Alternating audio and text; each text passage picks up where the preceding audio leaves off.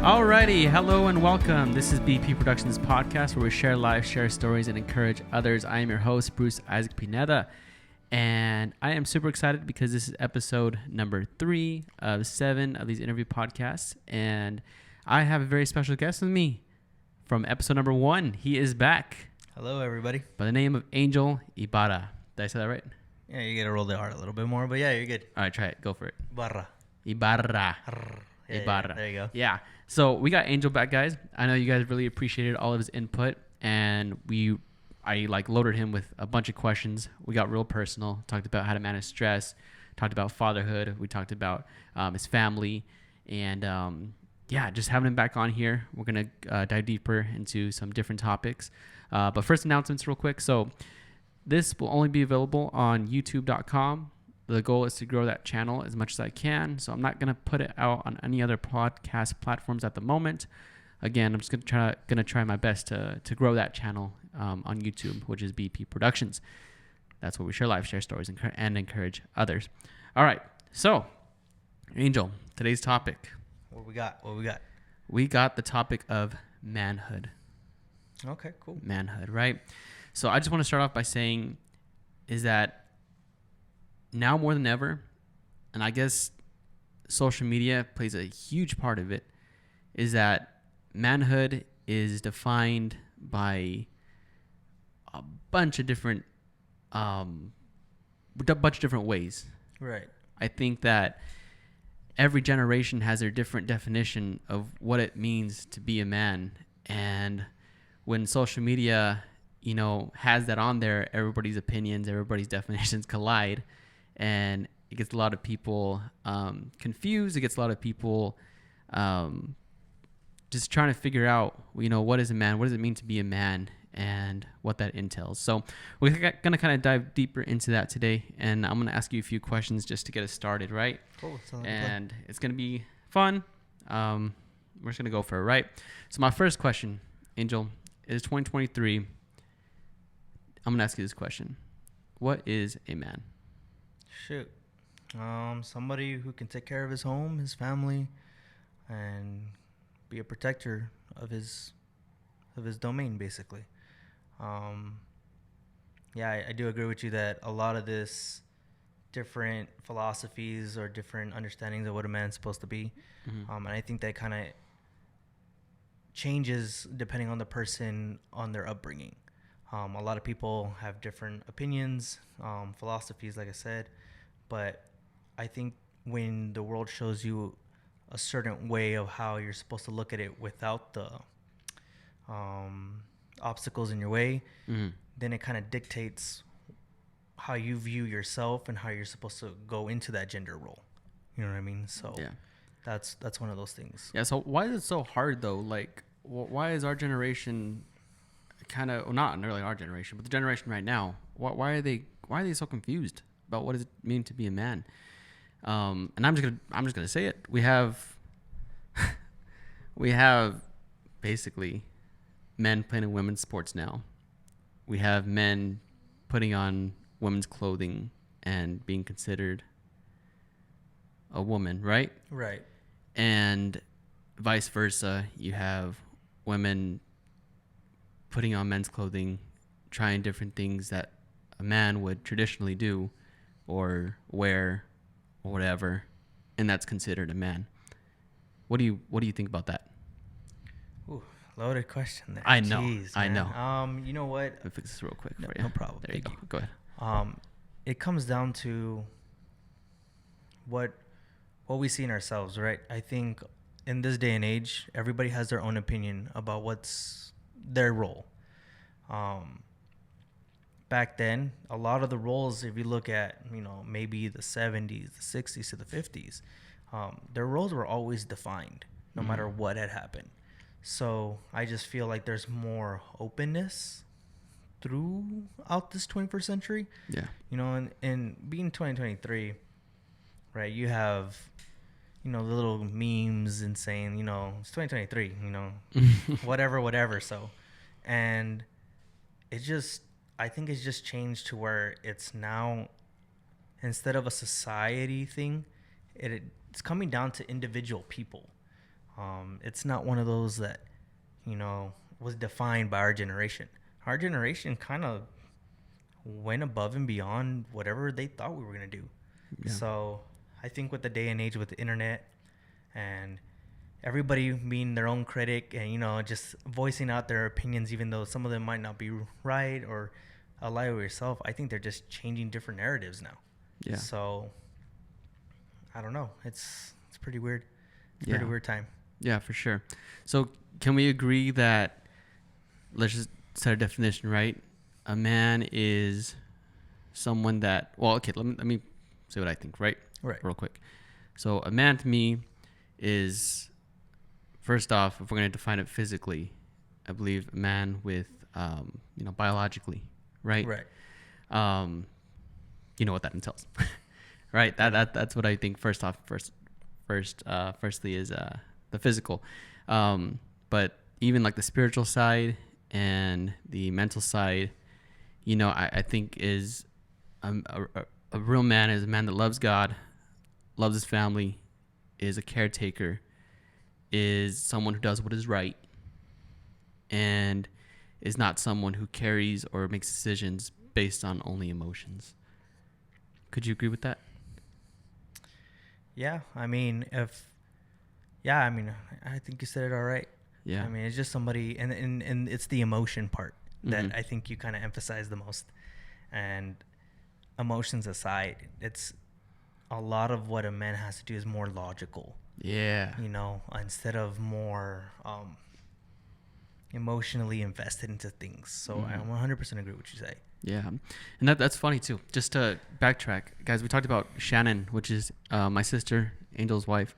I was talking about Shannon, after the first podcast that we shot, and she said that, I didn't even ask her, but she was like, everything that Angel said was true. And I was like, well, yeah. I was like, yeah, I'd like to think so. But she said that you do that when we talked about stress and stuff, that you don't base all the decisions on emotions. No. That you're like, I'm going to set all these emotions aside and I'm going to think of it logically. What is the best thing for my family? What's the best thing for our situation? Right. Right? Yeah. So, yeah, that's great. And actually, I want to add to that. Okay. The person who actually showed me that was my mom. Yeah. Funny enough, I talked to you guys last time about me being with my mom as a single parent in the home. So if you start looking at that and you start seeing, well, how did you feel like you had to be a man in that way? Mm-hmm. And a lot of it had to do with me seeing my mom having to play that role into what a father should be. Yeah. So she was balancing both sides. And it was hard for her because there was a certain point, and sorry, Mom, to air out your business a little bit, but there was a certain point where my mom just thought very logically about the next decision in our family. And if any of y'all come from single parent homes with just a mom and she was able to do that, you know how cold it gets, because a mother gives warmth, nurturing and whatnot.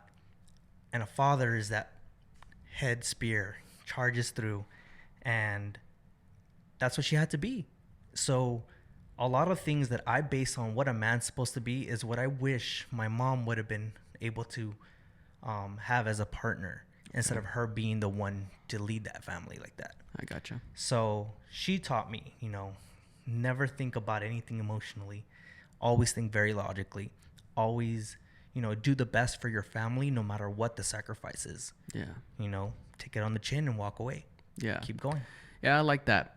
And sometimes, that's a difficult thing, I think, because although, yes, men do think logically and we try our best to think logically, I think, emotions are real, right? Obviously. Right. And it's not something that we can, it's tough to set emotions aside sometimes. It really is tough.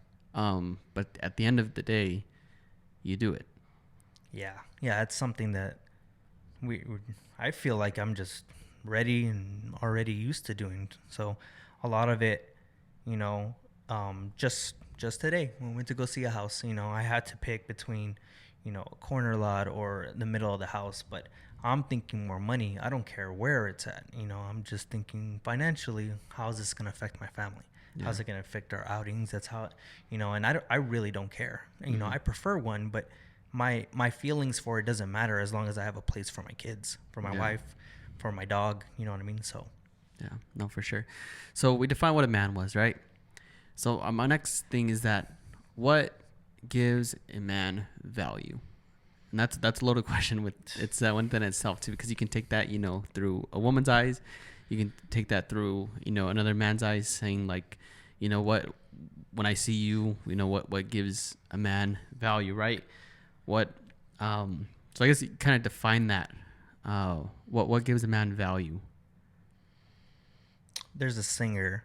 His name is Dax, I believe, or Dax. Yeah. I thought you were about to say Dak Prescott. No. I was like, yeah, that is a real man. You are 100% correct. No, if he keeps losing games.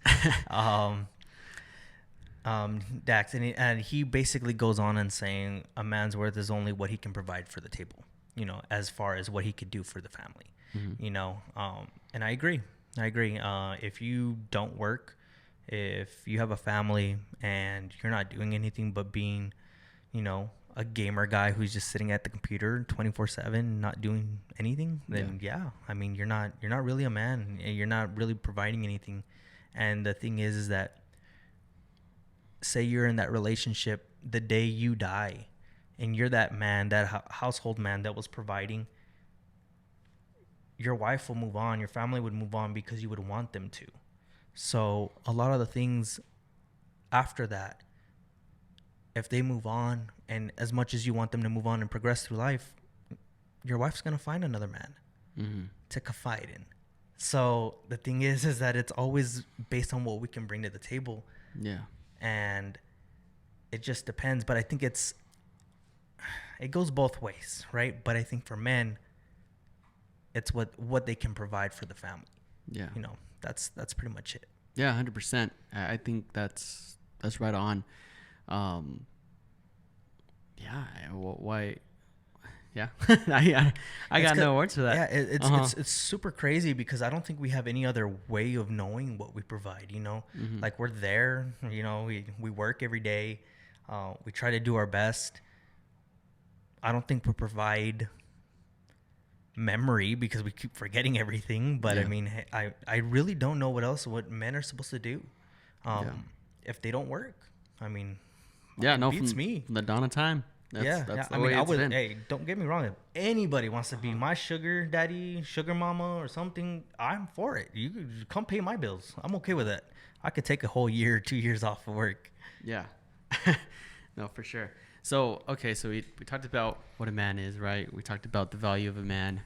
Now, let's talk about masculinity, right? So there's a lot of things through social media, again, that talk about toxic masculinity. Right. Can you define that for us? What do you think toxic masculinity is? Man, you see, toxic masculinity. You see, I'm not even gonna be able to say that word now. Masculinity. Yeah. Okay.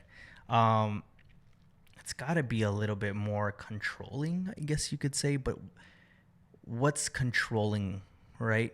Mm-hmm. I guess it comes down to if you're secure enough as a man, right, to know that you yourself are enough for your partner, but then say, like, hey, you shouldn't have an Instagram post or an Instagram, because you're posting so many things that are for other people's attention, right?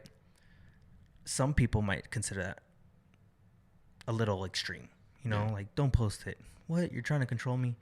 And it's one of those things it just depends. I want to say it depends on the person. Okay. Right. And I don't think it has to be about insecurity. I think it's just like where you're at as far as, are you with that person or are you with that person, but you want everybody else to see, that you're still doing good. Yeah. You know what I mean? No, for sure. So as far as toxic, I don't know. It's really hard because I really do feel like it's individually to each its own. Mm-hmm. So yeah, for sure. And so I kind of want to dive deeper into that. So toxic masculinity, again, you said it defines by, I guess, control, right? In various relationships, various different situations within that relationship. So let's just give an example. First thing that pops in my head, is it wrong for, let's say two people are dating, right? They're just in the dating stage, right? They've been dating 3-4 months. But if the man says, hey, I noticed that you're posting bikini pics on Instagram. I noticed you're posting something revealing, body-wise on Facebook, Instagram, TikTok. Is it wrong for that guy to say that to her and say, hey, I'd appreciate it if you don't post that? Oof. You see, so I guess it's hand in hand, I guess, at this point. I want to say no. I want to say that she should be a little bit more considerate as far as what guys think, right? Mm-hmm. I think the one thing that women forget a lot of the time is, what is the other guy thinking? Not what my partner is doing, but what is the other guy thinking? You know what I mean? You mean the people that are looking at the pictures? That are just looking at the pictures, like feeding off of it. Yeah. And even if it's saying, oh, it's just for me, I want to show it off because I want to show it off. But if we were to do something in that grandstand of nature the same way, mm-hmm. It's like, why are you doing that? You know what I mean? Why are you seeking something else when you already have this? Mm-hmm. It's the same thing with that. I'm all for it. If you got it, show it, sure. But let's be mindful that the guy who was into you might have seen these pictures, yes, in the begin with. But then at the end of the day, are you just an object? Yeah. Like you need to start thinking about how a guy views things than, oh, I'm a boss girl, you know what I mean? I'm a boss chick. I'm going to do whatever I want and I'm happy with my own body. It's a different ballgame when you're with somebody. Mm-hmm. That's the compromises that everybody has to make. So. Yeah, definitely. And I'd love to get a woman's opinion on this too, just because, from a guy's perspective, the way I look at it is that I don't like that idea, especially if I'm with somebody and they're posting these pictures of themselves, revealing and stuff like that. Like, I feel like that is, I'm probably gonna get a lot of heat for that saying this, but it's like attention seeking. Yes, women may say that, oh, I just do it because, I'm, proud or, whatever. I don't know. Right. Just to me, it's just like seeking attention and maybe not intentionally, but unintentionally that attention's coming. And I think it proves true when you look at Instagram pages that compared to a woman that's showing, bikini pics, every picture's a bikini picture. Right. Millions, thousands of followers compared to somebody who's maybe a little bit more modest. And a lot less. I want to say it's more like, okay, do you see a trend going on? Like you just said, is if every other picture is either in maybe a more revealing clothing or, almost bannable stuff on Instagram, you know what I mean? Almost like you're just trying to push the envelope as much as you can. And then you go to somebody else. They're probably at a poll. They're probably taking pictures of what they're at. I mean, sure, you know what I mean? By all means, But like if you consistently do it, I want to say it's attention seeking because what else are you doing it for? Yeah. You know what I mean? And a lot of the guys, what ends up happening, right, is that if it comes down to insecurity, right, and you're with somebody, they're trying to do everything they can to make a relationship work. Mm-hmm. Excuse me. Why aren't you doing the same? Why is it always the guys compromising some of their values? Yeah. And we have to bend the knee, basically, for sure. I'm for it. If you want to do it, then, that's it. But don't be upset on the type of guys that you actually end up attracting, because at that, it's a whole new conversation there. Yeah. Yeah. And then there's some pretty bad dudes out there, man.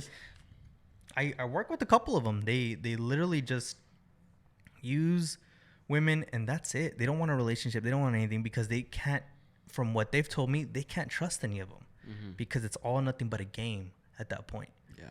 And I don't know. Yeah, definitely. I've heard someone say, cause I watch other podcasts too, and this one girl said that I'm saying a bunch of heated things, aren't I? That Instagram profiles for women are basically dating profiles. And that was a hot take completely. You know, it ticked off all the rest of the panel of the girls. But you know, obviously, I don't think that's for every girl. But like the ones we talked about, I think that there's something there where it's intentionally you're seeking that attention. I just want y'all to know I didn't say that. You can throw all the heat to this guy over here as the comments blow up. Oh apparently. Boy! All right. My next thing is that you mentioned insecurity, and I think as men, we do deal with insecurity on the inside, but we never show it, or we try not to show it. Sometimes men do show it, right? So whenever insecurity pops up in your head, pops up in your heart, what do you do?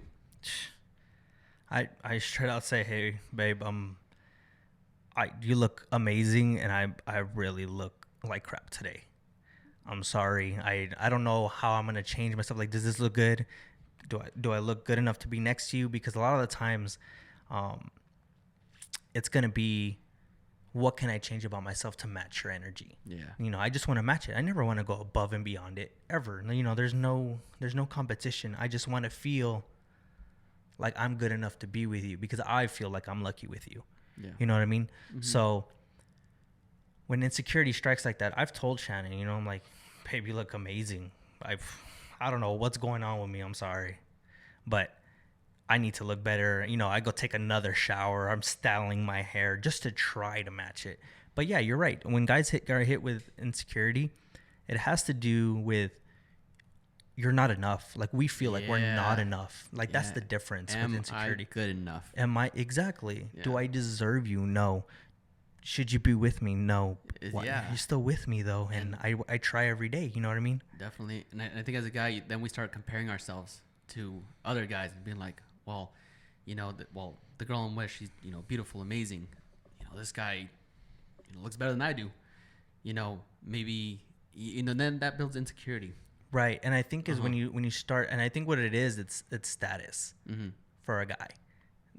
The status that you hold right now is leveled by your insecurities, or is what kind of contradicts how you feel sometimes. Yeah. So, you know, you look at other guys, and we're not looking like, oh, he's better looking, or, you know, like he's got a couple things over me. We think of like, man, how is he presenting himself? How is he doing? How is he talking? How is he acting? How is he handling situations? Yeah. And that's another thing is like, a lot of the times we might not know how to feel, but we kind of let the room talk for us, and then we say something, or maybe we'll do something. But it does come down to not if the guy's better looking, but I think it's how the guy presents himself. Yeah, I like is the threat. Yeah, for sure. You know, that's the threat, because no matter what, a man will have to work very hard to get where he wants to be, and so do women. You know, my mom's a prime example. We had nothing. She has a whole bunch of something. You know, and she got that through her own hard work. But I feel like men have that underlying target, you know, of always trying to be better, do better, outwork the next guy and the next guy and the next guy. Yeah. And it's that constant pressure. So when insecurity hits for another guy, what does he have that I don't have as far as status? Yeah. No, for sure. Yeah. You said it all there. What makes a good man? Sorry, I'm throwing these questions at you. What makes a good man? We know what makes a bad man, right? We talked about, you know, being overly controlling, you know, we kind of know, being a jerk, you know, treating a woman with disrespect. But the crazy thing is that that's what they want. That's the crazy. Guys, don't. Okay, now you come to heat this way. That's fine. But nice guys finish last. Nice guys finish last. What makes a great guy? A great guy that doesn't treat you like crap. That's it. Simple as that. Simple as that. Somebody who listens to you, who has nothing but your attention on him, or you on him on you. Somebody who literally goes above and beyond what it means to be a person and to be a man. Yeah. That's what a good man is. Somebody who you can rely on, somebody who you can confide into, and that's it. I mean, it's crazy because a lot of the young kids that I work with, they're like, oh, I was with this girl, but she's not permanent, basically. You know why? She goes around. It doesn't matter. She doesn't care about who I am or what I want to do in life. We're just passing by. And a lot of them just kind of adjust to it, I guess. Because when I explain to them, I've been with Shannon for 11 years, they're like, wow, that's long, and me and Shannon are high school sweethearts. So a lot of them can't understand why we're still together. And I have to tell them, like, it wasn't easy. There was a lot of fighting, a lot of miscommunication, a lot of ignoring each other's issues that we had with one another. But over the years, we've had to hash it out, talk it out, scream on the top of our lungs to get our points across. But we got there and we continued to work at it. Yeah. And a lot of the guys don't want to try that anymore, or they don't even want to try because to them it seems like it's just a dream, and girls just don't want that. Yeah. So why do you think that notion exists that good guys finish last, that girls like the bad boys? Why does that exist? Why? Why does a girl prefer? And I'm not saying all women, but I'm saying why do most prefer the bad boy over the good guy?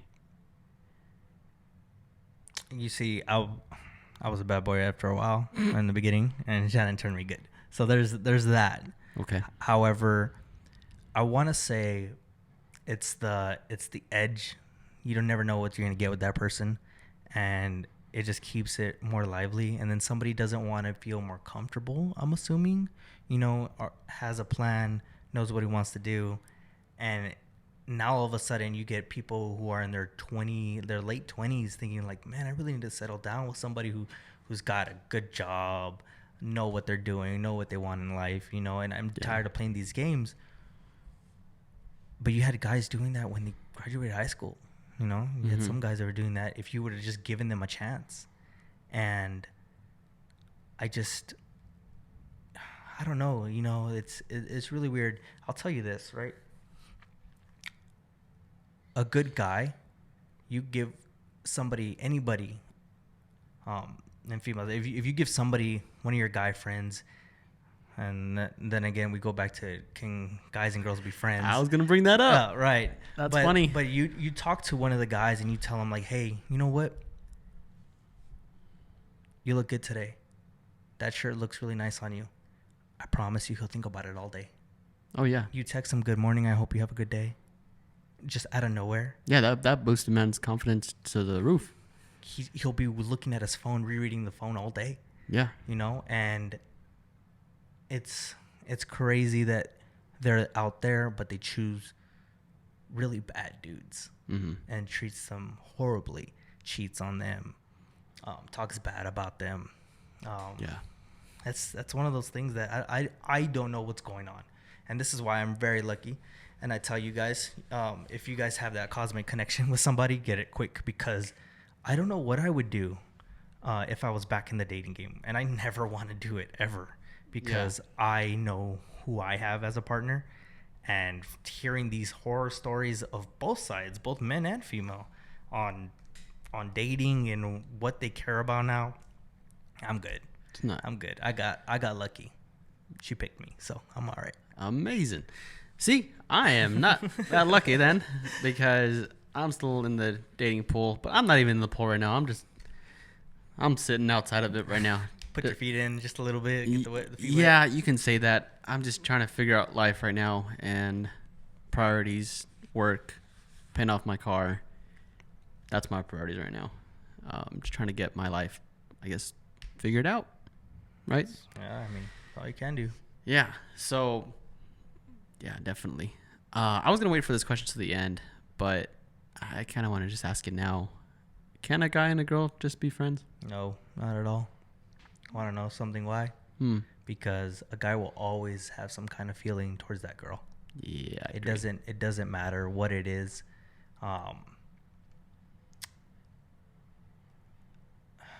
For a guy to be invested, to show you a vein, basically, to tell you things that only his family would actually know, and he confides in you as far as like what's going on with him, that person will end up falling in love with you. I 100% agree that you can have a mutual relationship as far as, you know, hey, how are you doing? Yeah, But you guys as can a be full friendship, friends, but I don't. When you pass, who? when you you're about to when get a you lot gets of that when you gets that point where, yeah. Yeah. What point, sir? You're in the hard seat now. What point are you trying to make right and now? my turn for the hot seat. Yeah, no, it's hard, Like, and no matter which way we say this, Uh-huh. it's gonna be wrong or right in other people's eyes. But I've been that guy. Okay. I've been that friend who's tried to get with his friend. You know, we go back to being a bad guy, right? Mm-hmm. I would always do that. That was my play. If I had to wait 5 months, I was waiting 5 months. You know what I mean? Like, I'm not gonna say, like, no, I'm not gonna be your friend. And all I wanted to do is be in a relationship with you. Of course, I was seeking a companion. You know what I mean? And if you're a friend and you're, in my eyes, attractive, and you're my friend already, I'm gonna grow feelings for you. Mm-hmm. Why? Because you care, and men don't get a lot of people who care about them. So when we do, we like Oh yeah. latch onto it and don't let go. So no, I don't believe a female and a male can actually be friends. And not one having an attraction for the other. Exactly. Somebody gets hurt no matter what. I mean, and there's a whole reason with it, right? Like, you telling me you can go to the next guy friend and be like, hey, have you ever thought about getting in a relationship with me? No, I don't want to hurt our friendship. You've thought about it though. Oh yeah. Was it worth risking your friendship? And he said no, but a little piece of you always, wanted to see. If you said yes, it's one of those things. Yeah. Yeah, definitely. So back to manhood. Was there a point, Angel, where obviously when you're growing up, you're a kid, you're a boy, right? Right. But was there a point in life that you can remember that you transitioned into, I'm a man now, or I gotta become a man now? Was there a certain point in life? The thing that I think about, I'll let you think about that for a little bit. But for me, it was when I moved out of the house and I moved to Washington. And I packed my car up and I moved up there at 17, right? Right. I moved up there and it hit me, now that when I started falling into problems, maybe with, relationships, finding a place to stay. Now I'm buying my own food. Now I'm paying my own bills. That was the moment that hit me like, dang, I ain't under my mama's care no more. Yeah. Obviously my mom's always there for me, but it's up to me to kind of bail myself out now because I have to take this step and I have to grow into this adult. I got to become a man.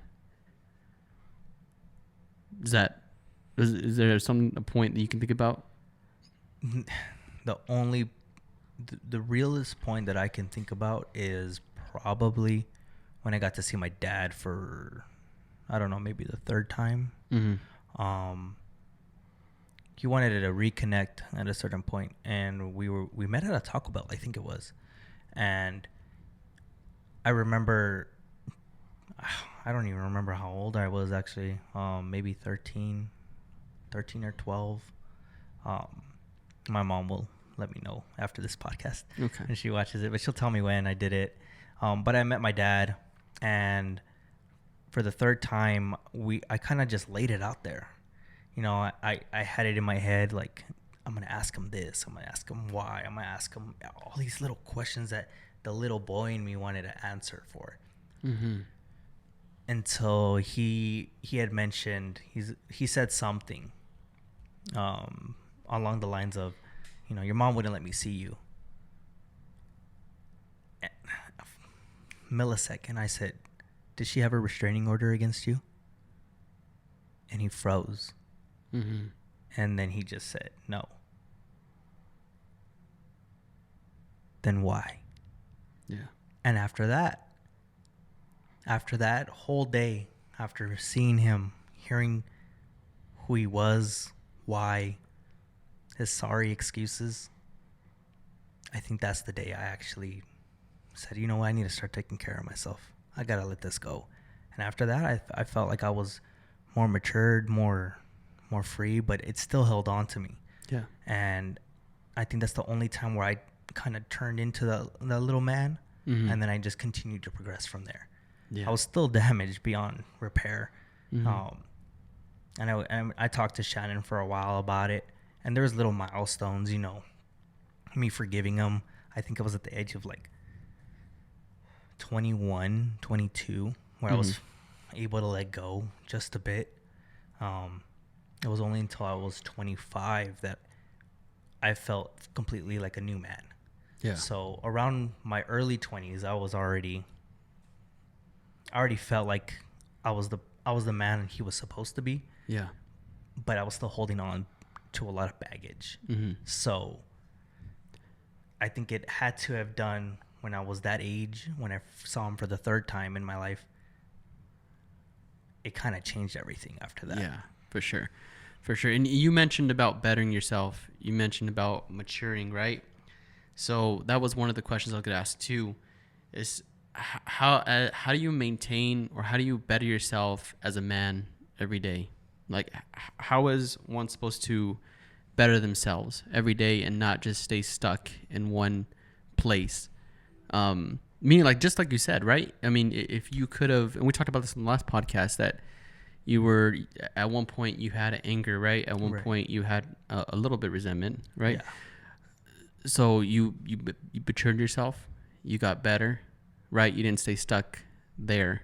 So as a man, how do you continue that fight? How do you continue moving on? Is it just something you just grow with life? Is it, how would you answer that? I feel like you have to have some kind of either drive for yourself, or from where it comes for me, from God, actually. You know, I forgot who I heard this from, but the one thing that I don't want to do is end up dying and then going up to heaven, you know, and having them read my book of life, and then God, you know, saying that, hey, you know, you were a musician, you were an artist, you're a running back, and then you having to explain, like, God, that wasn't me. He's like, well, this is what you were supposed to be in my book, and I don't want to ever feel like I let that down. So I want to use all of God's gifts that he gave me, even though I squandered some of them. I'm holding on to the last things I do have, and the drive is to always be better and live up to my abilities. For sure. Granted, you know, I have kids, so that's another drive for me. Yeah. I had a great mom who I want to show her that the little boy that always carried that burden with her is finally someone who she can be super proud of. And I think that's one of the major things that drives me as well. You know, I want to say it's kind of like 30-30 and then maybe another 40 somewhere else with my family. Yeah. But God, my family, and my mom are literally the only things that drive me to get through the hard times. That gives you direction. Yeah. And it's always to do better, be better, give my kids the best life that I never had. You know, granted, you know, we did fine when I was a little older in my teenage years, but childhood wise, I want to give them something that I didn't have. Yeah. So, like the book fair. The book fair. The book fair. We talked about that in the last podcast. Yeah. That great answer. I agree 100%. Direction. I think God gives us that direction, and I honestly don't know how people that don't have God in their life, I don't know where that direction comes from. Yeah. I mean, it's got to be something you love, or something that you know. I had this thing that if you're at the bottom, the very bottom of your life, can't go anywhere else but up. Yeah. After that, you know what I mean? So if they view it that way, then it only gets you so far. Like, I don't know how people get through the hard times. You know what I mean? It's just, sure. It's just hard. It's just, I mean, I wouldn't. I have a good family, good wife, a good mom. They keep me up, and sometimes I know I told you all in the last podcast that, you know, handling stress for a guy, it gets a little bit pressuring. You know, you get it feels like the whole weight is on your shoulders, and not having them, like you said, it's just astonishing. Like, how do you do it? You know what I mean? Like, these are not my crutches, these are my lifelines. You know what I mean? For sure. And we can kind of segue into that. I want to talk about community. Being a man, as a man, how important is community with other men in your life? Meaning that for me, I'll answer this question. For me, it's important to have community because other men that I can look up to, other men that I can learn from, because that allows me to grow. That allows me to see what a man should be. That gives me direction too in that. And then, you know, it's you know, God says it is not good for man to be alone, right? Right. Community. So how important is community? Well, I mean, as far as community wise, I tend to always get to know everybody. Mm-hmm. I want to say I'm an introvert, and I really don't like talking to a lot of people, because I have a really bad problem with remembering names, and little facts about them. Okay. But what I end up doing is compartmentalizing who has the best things to value. So there are certain men that I look up to as far as like how they do, you know, business, financing, stuff like that I don't know. So I try to get people who are smarter than me. Yeah. So I might rise with them. That's good. You know, and always be aware of what's going on in anything that I'm doing. Yeah. So I feel like as long as I continue to look towards, you know, somebody who can teach me something, I'll continue to align myself with them, you know, kind of move around and get to know them and see what's going on. Yeah, for sure. For sure. Yeah. Is there someone that you can name in your life right now? Someone you look up to, like a man? Oh, right now it's got to be my home rep, actually, that I just talked to. Yeah. Me and him, his name's Phil. Mm-hmm. He's out here in Lennar. He's building these houses out here. Yeah. And Phil is actually teaching me a lot of things, what it is to sometimes pull the trigger on certain opportunities. So we started talking about what generational wealth is going to look like, after me purchasing this home. Yeah. And what are the possibilities? What are some of the negatives? What are a lot of the moments that I can seize to go ahead and take my family to the next level? You know, where to start. And that's what we got on generational wealth. So that's he's someone I look up to. He's definitely someone who's making some big boy decisions, and I want to be able to just know in my head and in my heart that kind of drive to just flip the switch and keep going like that. Yeah, definitely. So back to manhood, confidence. We talked a little bit about confidence, right? I wanted to ask you, how does someone gain confidence? If a man is struggling right now with confidence, you know, he wants to approach this girl, but he doesn't have the confidence to go up to her because he thinks he's not good enough, like we talked about. How does one overcome that? I've been out of the game for such a long time, Bruce, to even do that. But in my own way, when I see guys kind of fail like that, they do it in such a weird way. You know, I want to say, and maybe it's a little old-fashioned, but just going up to them and wearing your heart on your sleeve and see what's going to happen. I mean, again, I'm all about cosmic connections. If it was meant to happen, it was meant to happen. Yeah. You know what I mean? She'll talk to you back. You know, yeah, it's going to suck getting shut down. I mean, it is what it is, but a lot of the times, confidence is just 80% adrenaline and 10% thought, and like 10% maybe a drink, Yeah. that liquid courage just to get you through. Liquid courage. I like that. Some liquid courage, and just go for it. Yeah. To the guys who are lacking that confidence, and you want to know what's setting you aside from the other guys, look at what they're doing. They're just doing it because women are responding to that more. Mm-hmm.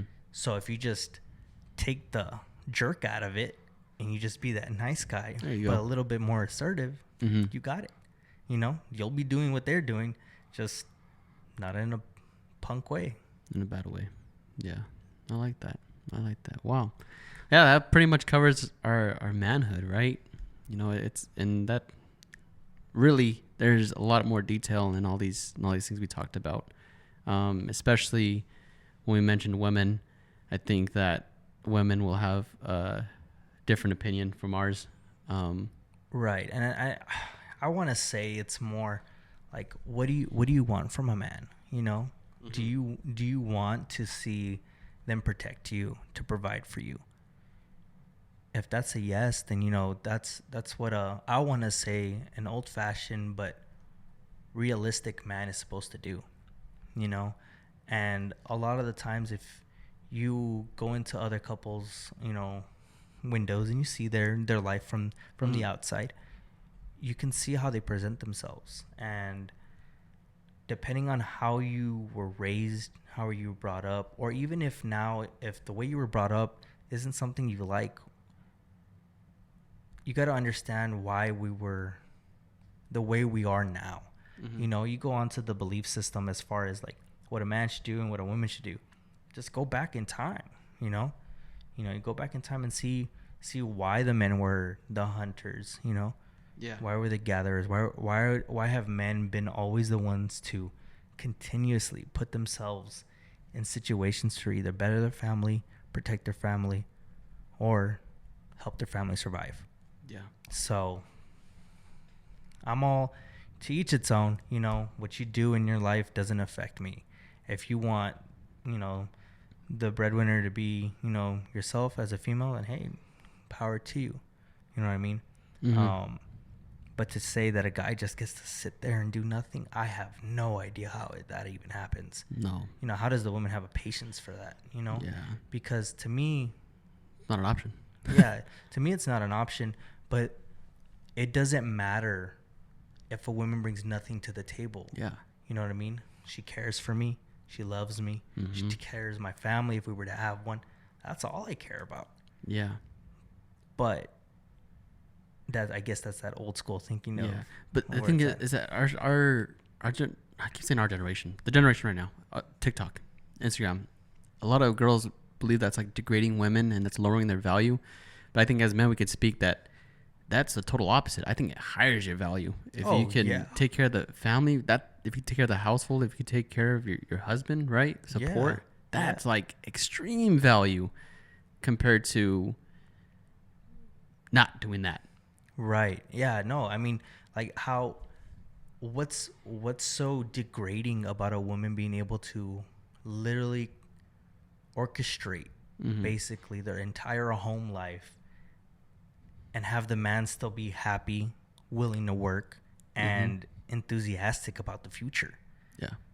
If I didn't have Shannon in that way, I wouldn't be moving nowhere. I promise you guys, I would probably be still with my mom or in a 1-bedroom apartment, and that's even a maybe, playing video games, maybe going to work and trying to ask for bailouts from my mom, because I have that person who really motivates me to get better and do better for our family. And I believe that my kids are well taken care of. My house is always clean. I never really have to ever ask if the laundry's done, and it allows me to have an easier time to go to work, deal with the problems, deal with the stress that I have, and come back to somewhere where I feel peace at. And I feel like, hey, you were able to nurture a child, get them to the age where they're going to school, they're learning, they're healthy, and they're doing their best, I have nothing but high regards for them. Yeah. Stay-at-home moms are literally the best thing for our family. And that's coming from somebody who didn't have one. So though I'm only getting to see it as the partner, not as the kid. I'm pretty sure it's amazing as a kid. Yeah. You know, you have that kind of home style. Yeah, you're going to hear the fights. Yeah, you're going to, you know, the one thing that me and Shannon talk about a lot is what happens after the kids go to school. You know, now that we have another one on the way, you know, and that kind of gets pushed aside a little bit, farther back a little bit. But that's a real question.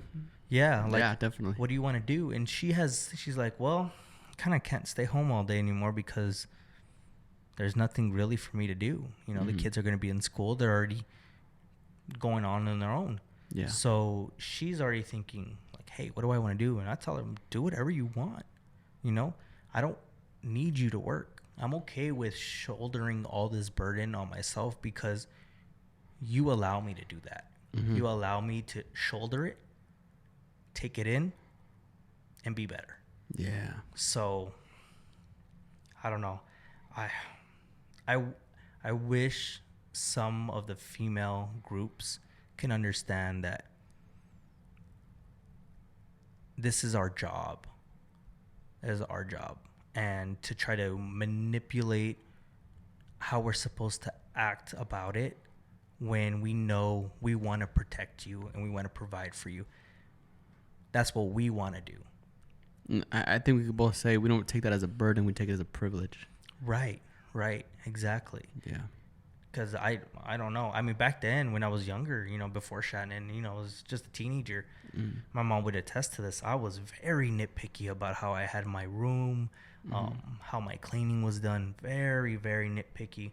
And now that I have a partner that I can rely on instead of going, you know, having to do everything, then go to work, still, you know, I still make the food, but, you know, everything else in the home is already done. That's all I have to do, you know, and occasionally take out the trash, you know. Yeah. But it is absolutely a privilege to have a strong partner who can handle the home stuff. I couldn't do it. I don't say I'm a better partner than Shannon. I don't say I'm a better parent than Shannon. Yeah. I think she does a great job, and I'm her support. Yeah. As she is mine. I love that. That's awesome. Yeah.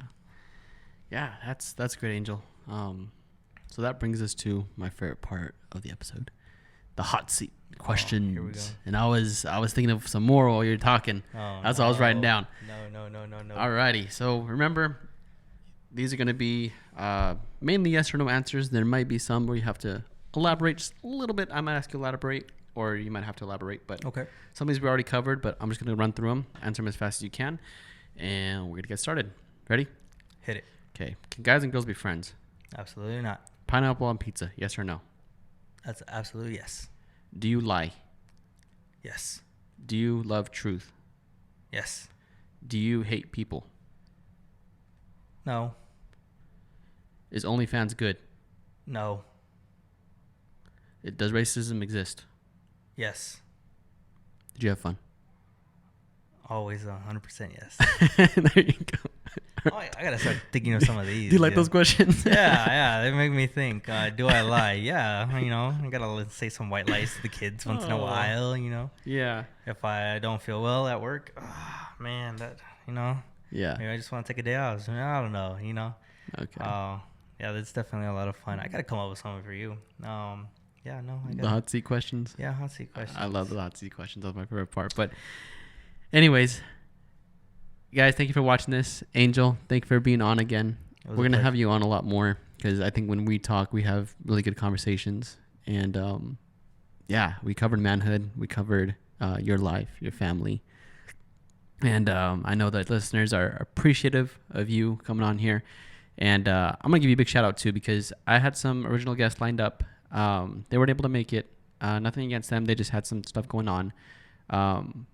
But just to attest to Angel's character, I called him right up, called my sister to see if he was available, and without hesitation, he got up and came over and to do this episode. So that's I'm very thankful for that. I appreciate it. No, yeah. I'm very thankful for that, and just want to let you know that's not I don't take that lightly. So No problem, man. Anything for you.